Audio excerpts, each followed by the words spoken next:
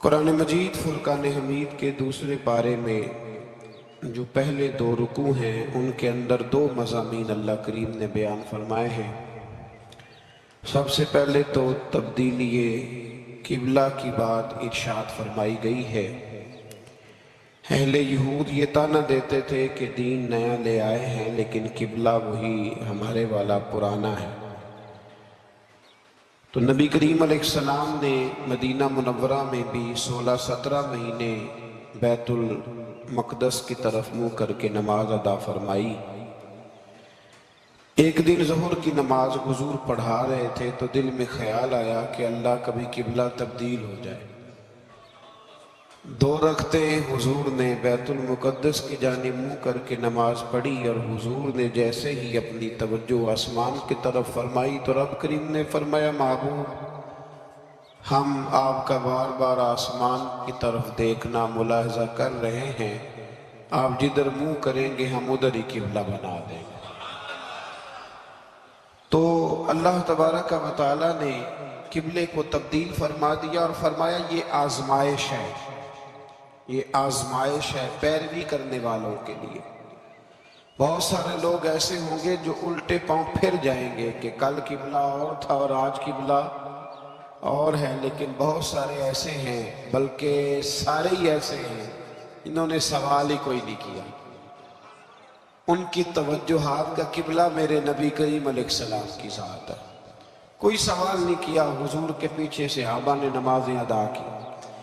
پھر انہی 2 رکوعوں کے اندر اللہ تبارک و تعالیٰ نے اس بات کی بھی وضاحت فرمائی کہ اب مسلمان جہاں کہیں سے بھی آئیں وہ اپنا رخ مسجد الحرام کی طرف کر لیں، بیت اللہ شریف کی طرف کر لیں اور اسی طرف منہ کر کے وہ نماز پڑھیں۔ اور انہی ابتدائی 2 رکوع جو ہیں ان کے اندر اللہ تعالیٰ نے یہ بھی بیان فرمایا کہ مسلمان درمیانی امت ہے، امت وسط ہے، اس کا ہر کام افراط و تفرید سے پاک ہے، یہ ہر کام میں معتدل ہے۔ اور اسی کے اندر اللہ نے یہ بھی بیان فرمایا کہ قیامت میں باقی جو ساری امتیں ہوں گی وہ سرے سے مکر ہی جائیں گی کہ ہمیں تو کسی نے تبلیغ کی ہی نہیں۔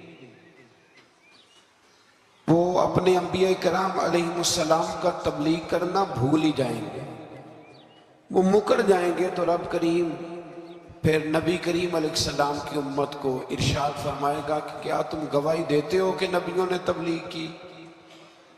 تو اللہ تبارک و تعالیٰ اس امت کے علماء کی، صلحاء کی، صوفیاء کی، اولیاء کی گواہی پرانے انبیاء کرام کے حق میں قبول فرمائے گا۔ یہ قرآن مجید پڑھ رہا ہوں، اس امت کے اولیاء، صوفیاء، علماء، راسخون فی العلم یہ لوگ اٹھ کے گواہی دیں کہ ہاں اے اللہ انبیاء کرام نے تبلیغ کی تھی اور تیری دعوت کو انہوں نے لوگوں تک پہنچایا تھا۔ تو اس وقت باقی ساری قومیں یہ بھی اعتراض کریں گی کہ اللہ یہ تو بعد میں آئے تھے، انہیں کیسے پتہ چلا کہ ہمارے انبیاء نے تبلیغ کی ہے؟ تو رب فرمائے گا ہاں بھی بتاؤ تمہیں کیسے پتہ چلا؟ اور امت بول کے کہے گی ہمیں مدینے والے محبوب نے بتایا، ہمیں نبی کریم نے بتایا ہے، شہداء علی الناس۔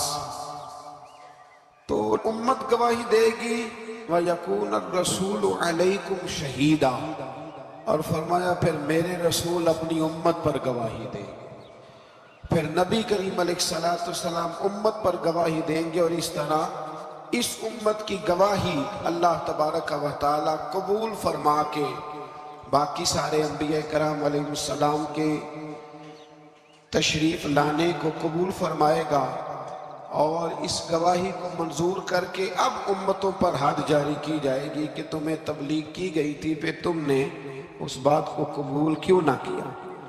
پھر جب بڑھتے ہیں نا دوسرے سے تیسرے رکوع کی جانب، تو اس میں اللہ تبارک و تعالیٰ نے دوسرے رکوع سے پہلے ایک بڑا خوبصورت فرمان جو بڑا زبان زد خاص عام ہے، ارشاد فرمایا فَاذْكُرُونِي اذکرکم، تم مجھے یاد کرو میں تمہیں یاد کروں، وَاشْكُرُوا لِي وَلَا تَكْفُرُونَ، اور میرا شکریہ ادا کرو ناشکری نہ کرو۔ وہ پیر مہر علی شاہ صاحب کتنے مہر علی किथे मेहरे अली किथे। वो पीर साहब पाक पतन शरीफ तशरीफ ले गए तो वहां नारा लग रहा था, हक फरीद या फरीद।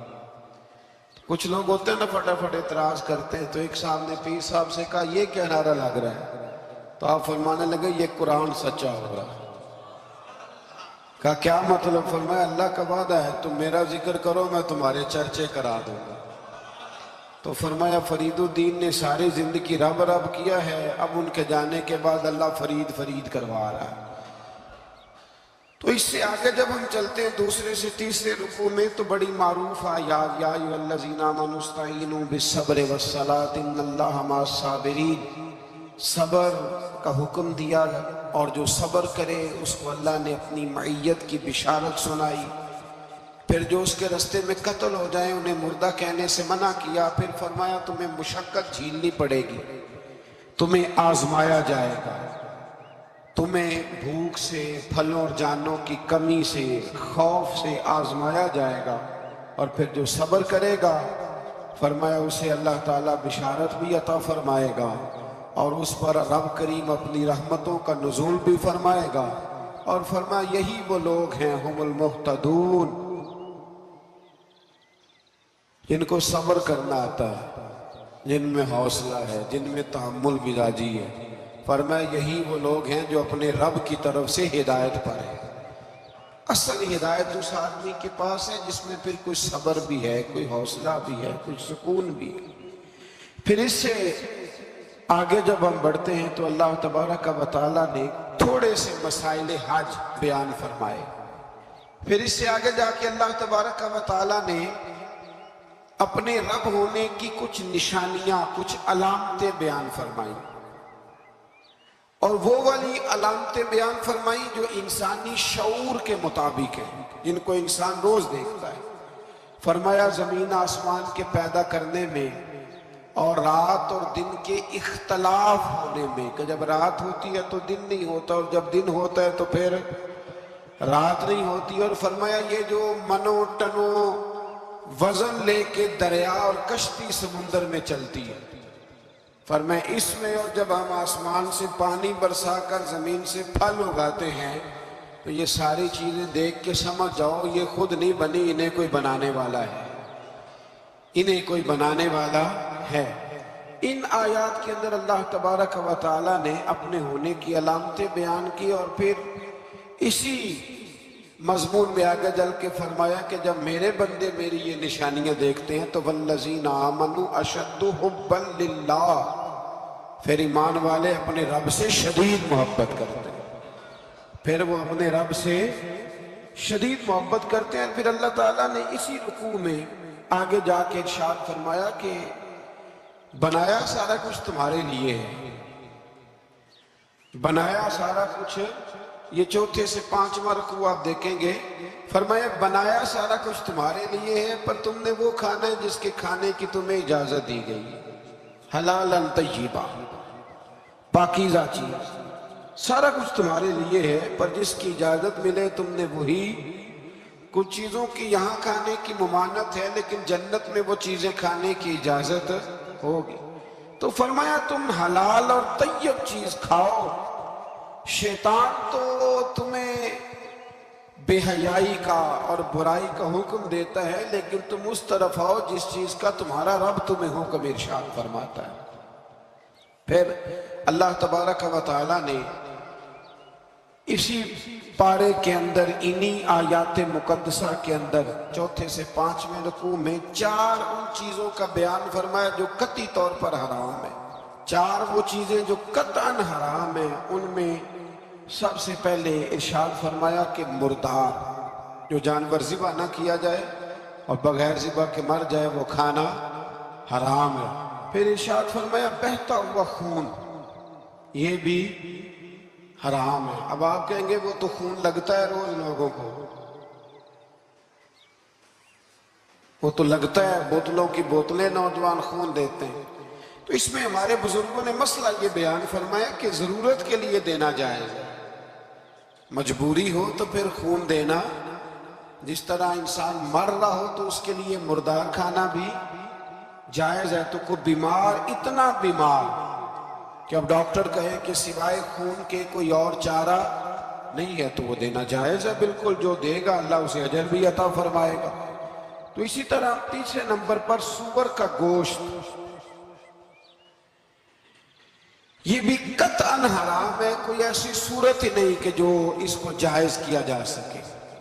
اور پھر اللہ تبارک و تعالیٰ نے اسی آیت میں اس کا بھی ذکر فرمایا جس پر لوگ عقیدے کے لحاظ سے بڑا دھوکہ دیتے ہیں، فرمایا وَمَا أُحِلَّ بِهِ لِغَيْرِ اللَّهِ، اور وہ جس پر وقت ذبح غیر اللہ کا نام لیا جائے، جس پر وقت ذبح، جس پر غیر اللہ کا نام لیا جائے وہ جانور بھی حلال ہے۔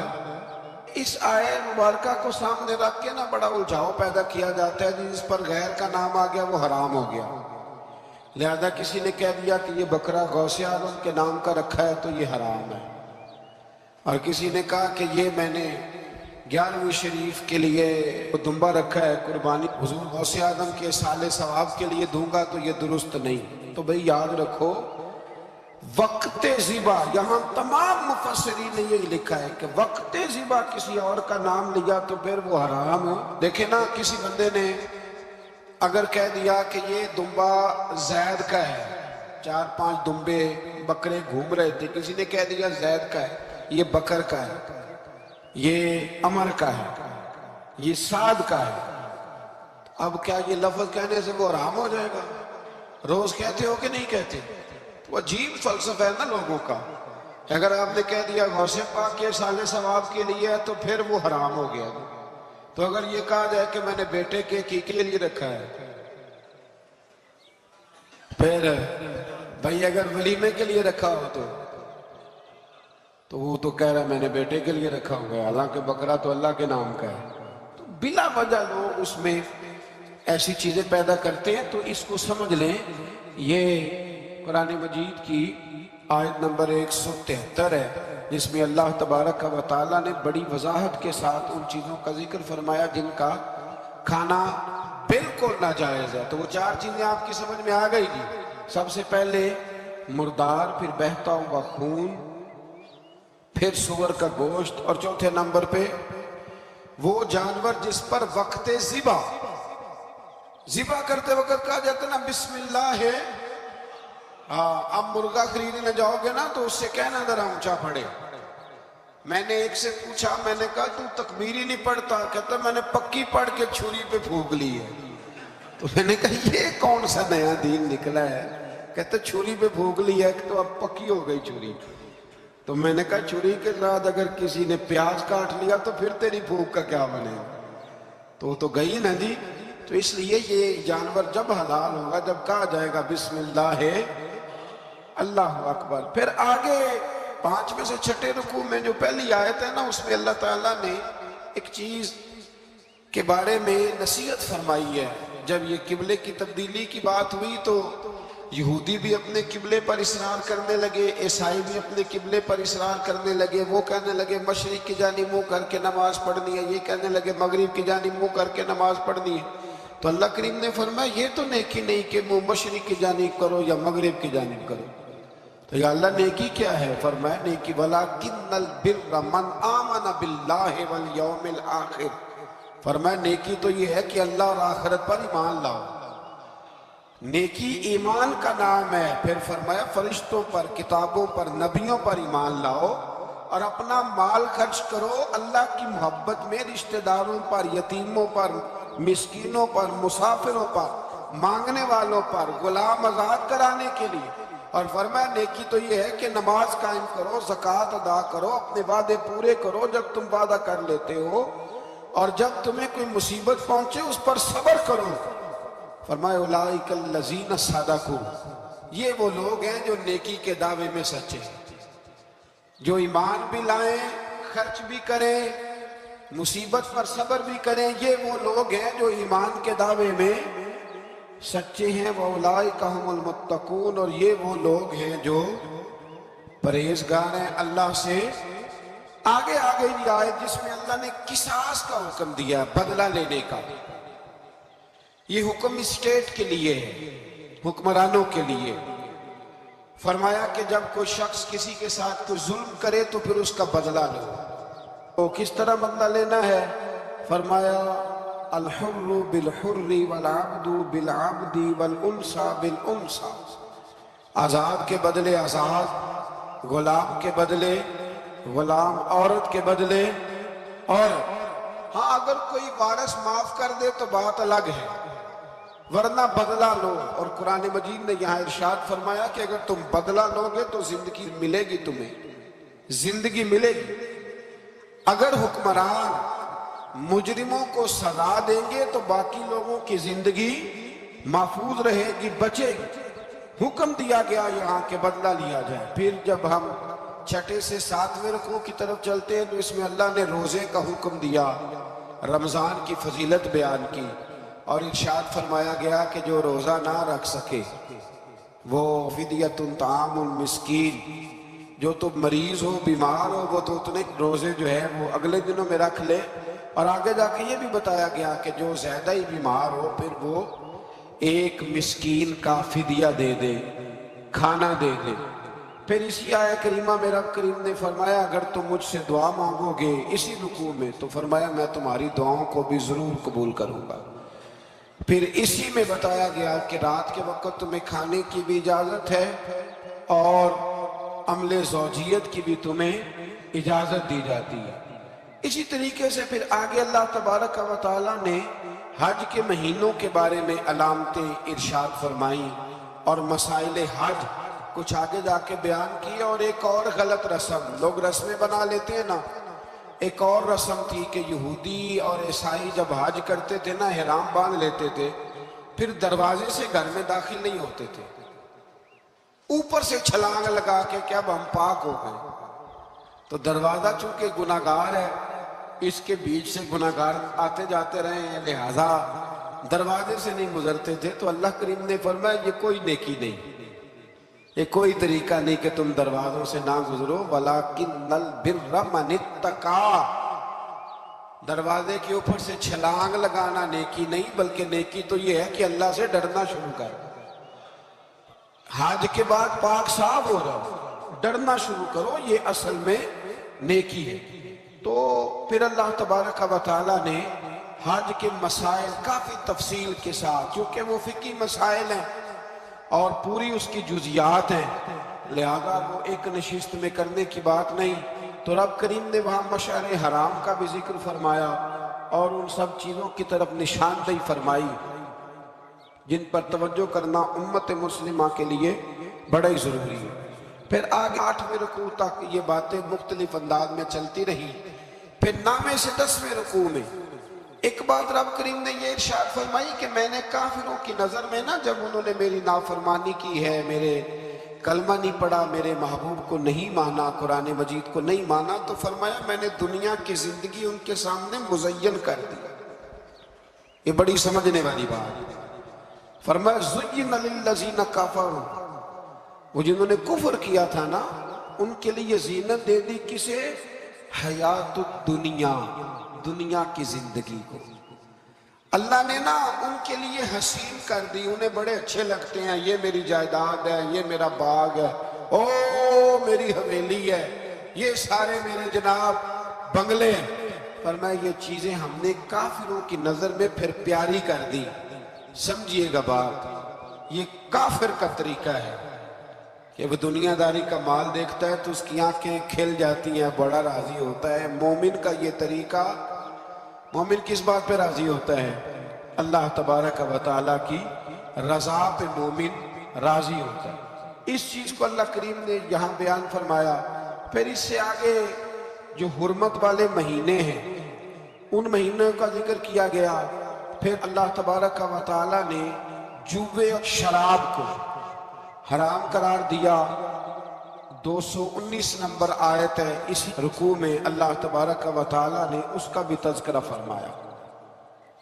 یہ تفصیل کے ساتھ تذکرے جاری رہے۔ پھر اسی طرح عورتوں کے جو حیض و نفاس کے مسائل ہیں ان کو بھی اللہ تبارک و تعالیٰ نے اسی پارے کے اندر بیان فرمایا۔ کچھ طلاق کے مسائل بھی اللہ کریم نے اسی پارے 9ویں رکوع سے آگے جا کے ان ساری چیزوں کو اللہ کریم نے بیان فرمایا۔ پھر یہ بھی ارشاد فرمایا حیض و نفاس مسائل اور طلاق، ان ساری چیزوں کو بیان کرنے کے بعد فرمایا کہ ان کے مسائل گویا سیکھ لو، اس پر عمل کرو، اور فرمایا تلک حدود اللہ، یہ اللہ کی حدیں ہیں، فلا تعتدوها، اللہ کی حدوں سے آگے نہ گزرنا، یہ وہ باؤنڈری ہے جو اللہ نے بنائی ہے، یہ حکم وہ ہیں جو رب نے دیے، تو ان سے آگے نہ جانا۔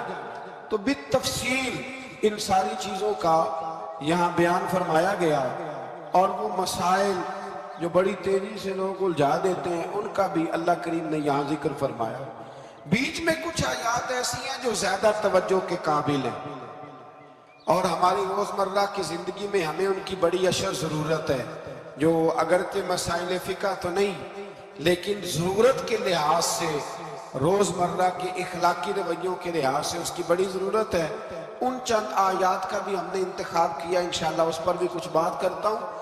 اس پارے کے آخر میں نا اللہ کریم نے ایک واقعہ بیان فرمایا ہے، اس میں اللہ تبارک و تعالیٰ نے نا بنی اسرائیل کا ایک واقعہ بڑی تفصیل کے ساتھ، اور وہ اس پارے کے اختتام پر عقیدے کے لحاظ سے، نظریے کے لحاظ سے، سمجھنے کے لحاظ سے بڑی اہم چیز ہے، اس پر ضرور غور فرمائیں۔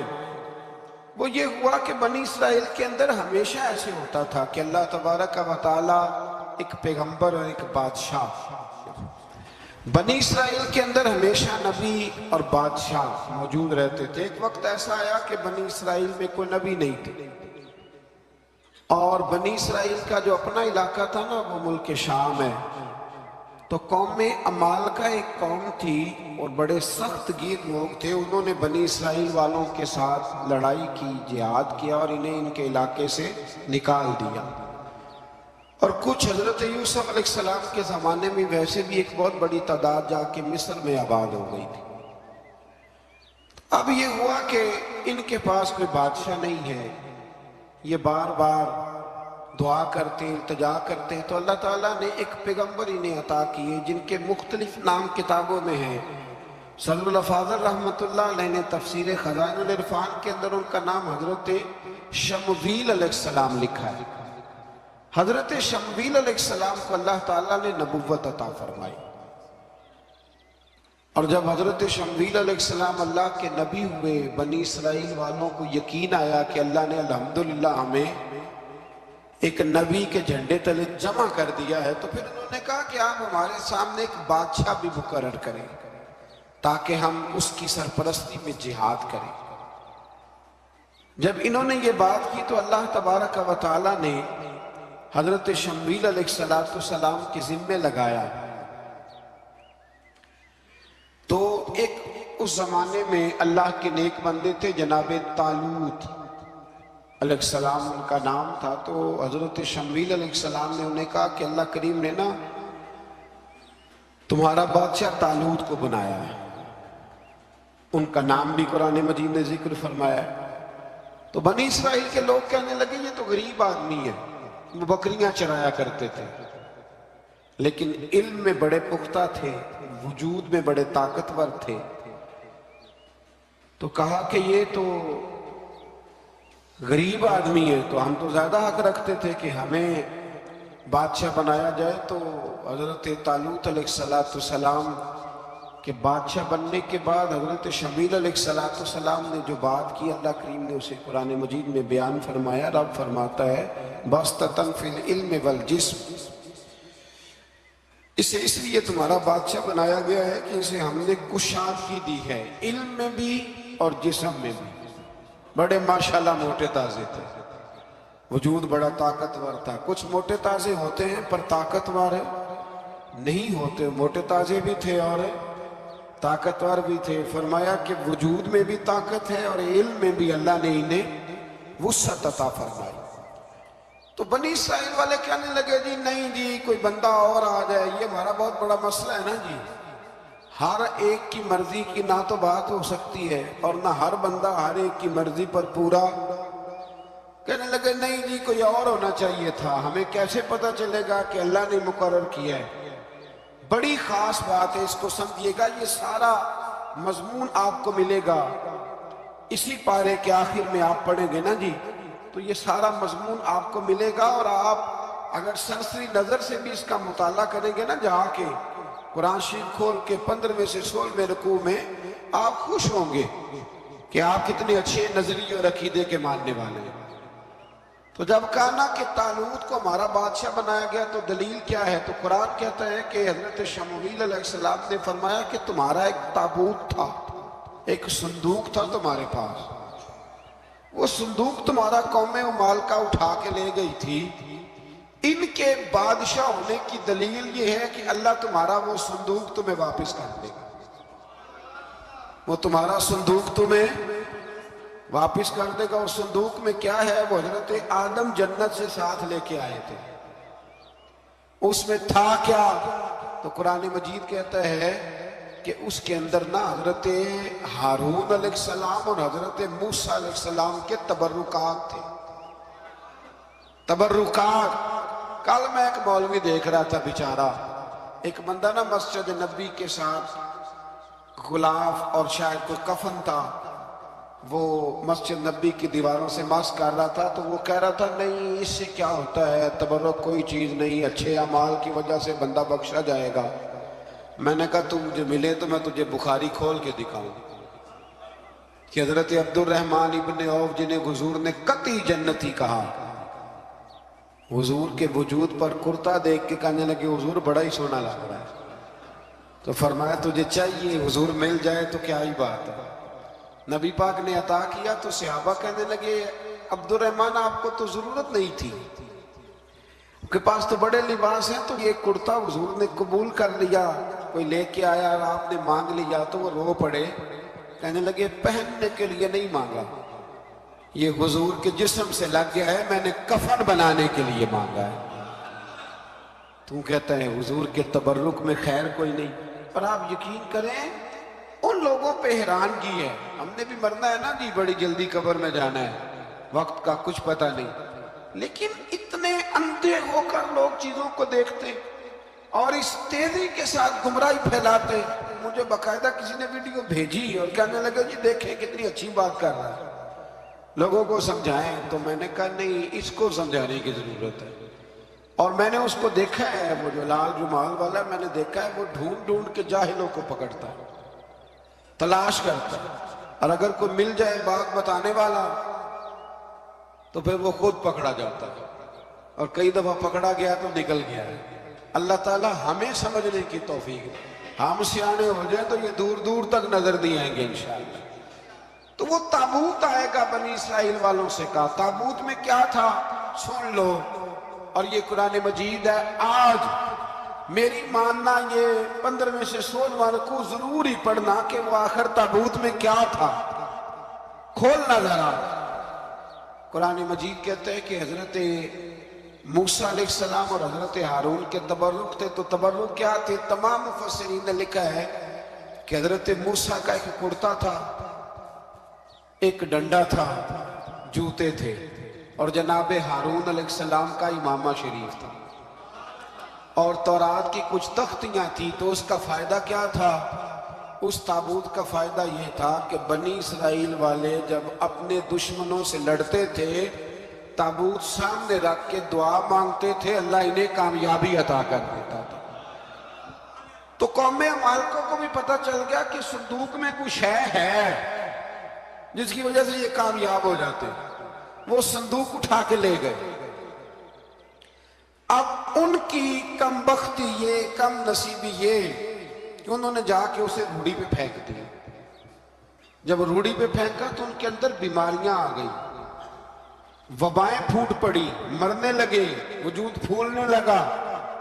پھر ان کے دلوں میں بات آئی کہ یہ ہم نے اس صندوق کی بے ادبی کی ہے۔ صندوق میں کیا ہے؟ تبرکات۔ ہمیں کہتے ہیں یہ نالین کا نقشہ کیوں لگایا ہے؟ تمہارے تو بزرگوں کا عقیدہ ہے سر پہ رکھنے کو مل جائے اگر نقش نالے پاک کے حضور تو پھر کہیں گے کہ ہاں تاجدار ہم بھی ہیں۔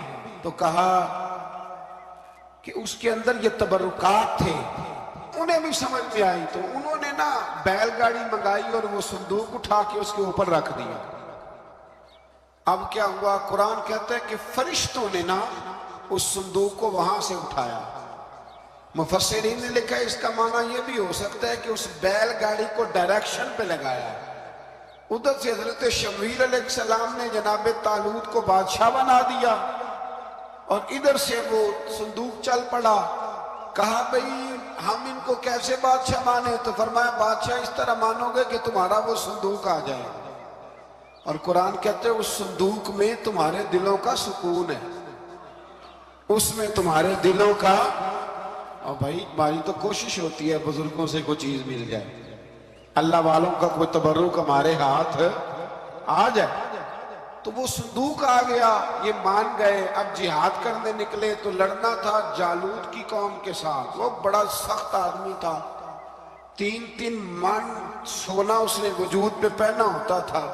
उसकी कौम से लड़ना है, टोपी बड़ी तगड़ी पहनी होती थी लोहे की। अब कौन लड़े? एक नौजवान थे जिनका नाम था दाऊद अलैहिस्सलाम। वो भी बकरियां चराया करते थे।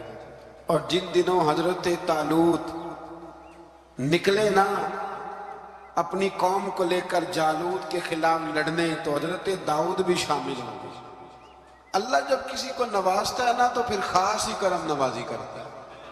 मुफस्सिरीन ने लिखा जब ये जा रहे थे ना, वहां जा रहे थे तो रास्ते में इन्हें 3 पत्थर मिल गए। इन्होंने वो तीनों पत्थर उठा लिए। उस जमाने में पत्थर फेंकने के लिए छोटी छोटी लोगों के पास चीजें हुआ करती थी, उसको कोफन भी लोग कहते थे, मंजनीक, उसको सामने रख के फिर बनाई गई। तो आपके पास भी वो आला था जिससे दुश्मन पर पत्थर मारे जाते थे। तो आप वो मशीन लेकर, वो आला लेकर वहां पहुंचे हुए थे। 3 पत्थर आपके पास थे। आप फरमाते उस दिन मैं बड़ा बीमार था, इतना बीमार था कि मेरा रंग पीला हो गया। अब वो जालूत के सामने कोई नहीं जाता था। तो जनाब तालूत कहने लगे कि जो जालूत को मारेगा ना, यानी इनके बादशाह को, इस कौम के, तो मैं उसे अपनी आधी सल्तनत भी दे दूंगा और अपनी बेटी का निकाह भी उसके साथ कर दूंगा। देखे अल्लाह नवाजता है तो किस अंदाज में नवाजता है। तो हजरत दाऊद कहते हैं वो दूर खड़ा था तो मैंने ना 3 पत्थर मारे। भाई हिम्मत करना तो हमारे जिम्मे है कि नहीं? मेरी मिल्लत का जवान कहता मैंने करना कराना कुछ नहीं, यानी अगर आप कहे ना कुछ करो तो फिर वो कोई काम करने की मतलब मामला। वो मुझे कल एक संगी कह रहे थे, कहने लगे जी अल्लाह के फजल से कुछ भी नहीं करना पड़ा, मुर्शद ने नजर कर दी। मैं क्या मैनू मिलूंगी तो मैं उन्होंने समझावांगा कि कुछ करा के नजर कर, क्योंकि मेरे वो दोस्त हैं, मैं उन्हें जानता हूँ। नजर में बड़ा कुछ होता है, लेकिन अल्लाह भी तो बंदे पे बड़ी नजर रहमत करता है ना। लेकिन कहता है 5 नमाजें पढ़, रमजान के रोजे रख, ज़कात फर्ज हो तो अदा कर, ये सारे काम कर, सच बोल, दयानतदारी कर, फिर मैं अपने फजल से तुझे जन्नत अता करूँ। तो ये जो रवैया हमने बनाया ये दुरुस्त नहीं। तो फरमाते हैं 3 पत्थर मैंने मारे, अल्लाह ने इतना फजल किया कि वो भी मर गया। और उससे छूट के मेरे पत्थर आगे बढ़े तो उसकी फौज के 30 आदमी भी मर गए। 3 पत्थरों से 31 बंदे अल्लाह ने मार दिए।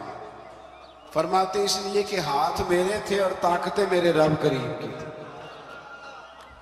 तो हजरत दाऊद अलैहिस्सलाम के हिस्से में जनाब तालूत की साहबजादी भी आई, आधी सल्तनत भी आई। काफी साल हजरत तालूत हयात रहे, फिर उनका विसाल हो गया। तो सारी सल्तनत हजरत दाऊद को मिली और फिर अल्लाह तबारक व तआला ने उन्हें नबूवत भी अता फरमाई।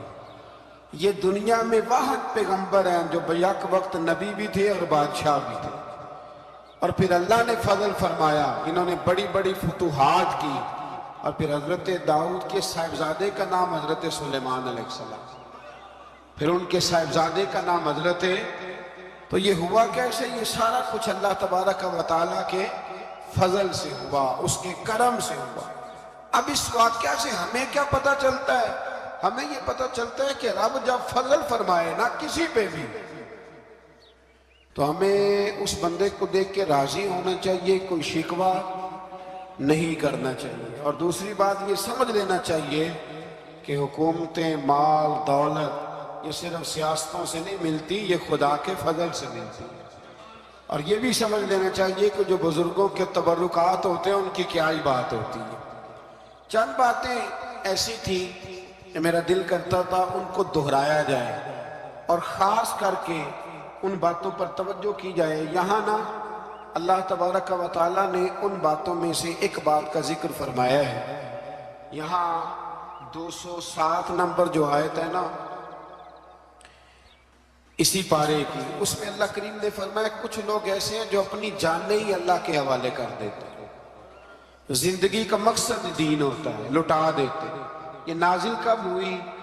یہ آیت مبارکہ حضرت صہیب رومی کے بارے میں نازل ہوئی۔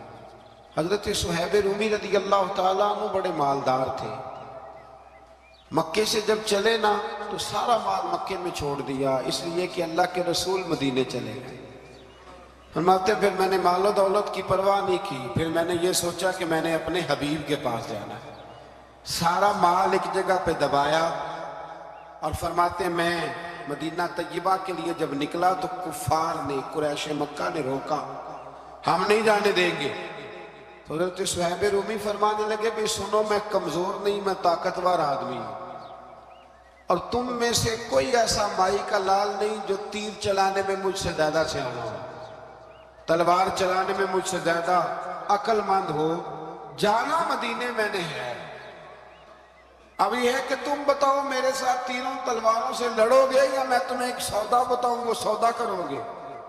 قریش کہنے لگے سودا کیا ہے؟ کہنے لگے میرا بڑا مال ہے، میں مکے میں دفن کر کے آیا ہوں، تم مجھے مدینے جانے دو، میں تمہیں سارے مال کا پتہ بتا دیتا ہوں۔ ہزاروں لاکھوں میں تھا مال تجارت۔ دیکھیں جب صحابہ مدینے جاتے تھے تو کتنی قیمت دے کے جایا کرتے تھے۔ تم مجھے جانے دو، میں تمہیں وہاں کا پتہ بتاتا ہوں۔ انہوں نے کہا جی بات ٹھیک ہے، آپ پتہ بتا دیں۔ حضرت صہیب نے ساری زندگی کی جمع پوری ہزاروں لاکھوں میں ساری دے دی اور مدینہ کے لیے تیار ہو گئے۔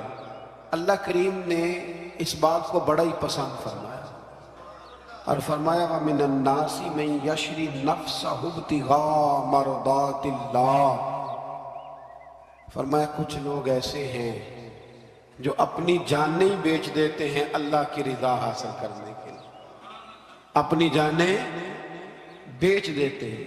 نَفْسَهُ ابْتِغَاءَ مَرْضَاتِ اللَّهِ، اللہ کی رضا حاصل کرنے کے لیے اپنی جانوں کو بیچ دیتے ہیں۔ تو فرمایا پھر اللہ کیا کرتا ہے؟ فرمایا وَاللَّهُ رَعُوفٌ بِالْعِبَادِ، پھر اللہ بھی اپنے بندوں پر بڑا ہی رحم فرمانے والا ہے۔ جب یہ سارا مال دے کے مدینے پہنچے نا تو ان کے استقبال کے لیے جناب عمر پہلے سے موجود تھے۔ حضرت عمر رسیو کر کے نبی کریم کی بارگاہ میں لے گئے تو فرماتے ہیں حضور نے مجھے دیکھتے ہی فرمایا صہیب زندگی میں تم نے بڑی تجارتیں کی ہوں گی، پر یہ جو تم نے سودا کیا ہے نا یہ بڑا ہی نفع والا کیا ہے۔ یہ جو سودا فرمایا یہ تو نے بڑا، تو دین کے لیے جب آپ کوئی کام کرتے ہیں تو یہ سودا بڑا نفع والا۔ ایک مضمون اور یہاں ہے 216 نمبر آیت میں، وہ بھی بڑا ہی سمجھنے والا ہے۔ اللہ کریم نے جب جہاد فرض کیا نا تو فرمایا کتب علیکم القتال، ہم نے تم پر قتل کرنا، قتال کرنا فرض کیا ہے۔ فرمایا ہو سکتا ہے تمہیں یہ کراہت محسوس ہو، مشکل لگے، برا لگے۔ ایک بات جو آج کی نصیحت ہے اور مضامین قرآن جو ہم سیکھ رہے ہیں اس کے اندر سے ہمیں یہ خاص چیز ہے جس کو سمجھنا چاہیے۔ اللہ کریم نے فرمایا کہ تم پر جہاد فرض کیا گیا ہے، وَهُوَ كُرْهٌ لَكُمْ، ہو سکتا ہے تمہیں ناپسند ہو، تو ایک نہ ساری زندگی کے لیے ایک نصیحت کر دی۔ فرمایا وَعَسَىٰ أَن تَكْرَهُوا شَيْئًا، ہو سکتا ہے تم کسی چیز کو ناپسند کرو، وَهُوَ خَيْرٌ لَكُمْ، اور وہ تمہارے لیے اچھی ہو۔ اللہ اکبر، یہ وہ بات ہے اگر سمجھ میں آ گئی تو کلیجہ ٹھنڈا ہو گیا، زندگی سکون میں آ گئی۔ فرمایا ہو سکتا ہے تم کسی چیز کو ناپسند کرو اور وہ تمہارے لیے بہتر ہو۔ وَعَسَىٰ أَن تُحِبُّ شَيْئًا، ہو سکتا ہے تم کسی چیز سے محبت کرو، وَهُوَ شَرٌّ لَكُمْ، اور وہ تمہارے لیے بری ہو اچھی، بس میرے رب نے ایک بات مسلمان کو بتا دی جو جینے کے لیے بڑی کافی ہے۔ فرمایا تم میرے اور میرے رسول کے حکم پر چلو۔ کیوں؟ اس لیے کہ واللہ یعلم وانتم لا تعلمون، اللہ جانتا ہے تم نہیں جانتے۔ اللہ کے طریقوں کے مطابق، رسول اللہ کے بتائے ہوئے طریقوں کے مطابق چلو، اللہ جانتا ہے ہم جانتے نہیں۔ تو قرآن مجید کی اس نصیحت پر ضرور غور کریں۔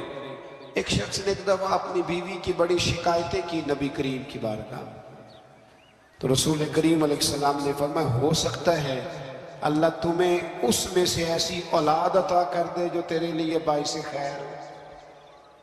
جو چیزیں ہم ناپسند کرتے ہیں بعض اوقات اسی میں سے اللہ تعالیٰ ہمارے لیے خیر کر دیتا ہے۔ اللہ ہمیں سمجھنے کی توفیق عطا فرمائے۔ آخر دعوانا